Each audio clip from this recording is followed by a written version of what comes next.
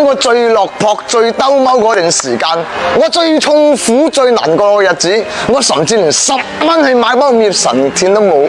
我執地上邊人哋食過煙頭去食嘅時候，冇一個人可憐我，個個見到我掉頭走，個個喺度恥笑我、侮辱我，添油加醋同我加大堆莫需要嘅罪名，落井下石去踩多我幾腳。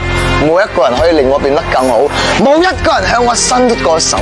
嗰啲係我一個一個輾轉瞓得無法入睡、失眠成病嘅夜晚，我一口口咁飲住悶酒，我幾個月咁樣將自己封鎖喺自己屋企入邊，有邊個幫過我啊？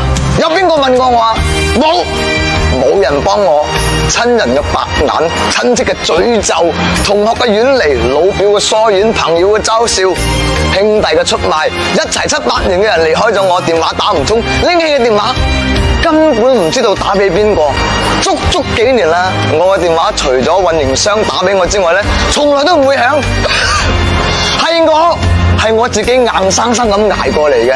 6年前企喺屋企樓頂上邊，想往下邊跳嗰個人，而家仲生勾勾。我曾經嘗試過逃避，試過解脫，試過去銷聲匿跡，最後咧好驚無人問津。我當年企喺樓頂上邊，我個腦入邊諗嘅唔係點樣翻身，而係從呢度跳落去會唔會痛？呢一路我行得好辛苦，行得好孤獨，好孤單，經歷過人性人心嘅一切。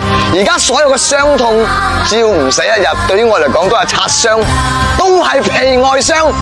你老味啊，你屌你隻鞋啊！多謝你哋，多謝你哋嘅傷害，多謝你哋對我所做嘅一切，多謝你哋對我咁好。難得一次可以睇清所有人，所謂嘅朋友，係啊，感謝所有嘅傷害。傷害的確可以令我蛻變，係我蛻變嘅根源。我活得通透，活得現實，都係用我自己滿身嘅傷痕去換翻嚟嘅。而家我已經變咗啦，多謝傷害，先成咗我有今日嘅童生。各位朋友、兄弟姊妹、叔伯父女鄉親，我祝你哋越嚟越好。